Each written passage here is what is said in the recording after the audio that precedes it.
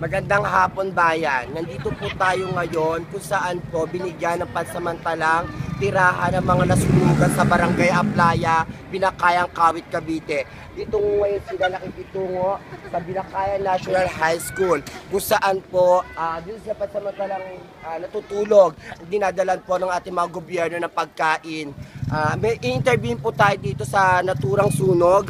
Si ano po to? Anong pangalan mo? Ano pa? Quarry Leche pa yan?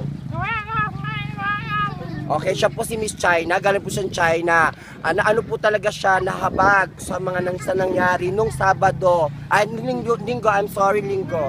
Interview natin taga China po to. Kaya mga si Chichi, tali nga mga confession eh.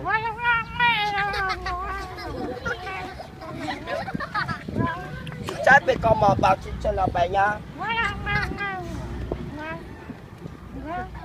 Kung siya na ba, may kapag siya, hindi ka na mawawa siya na nga.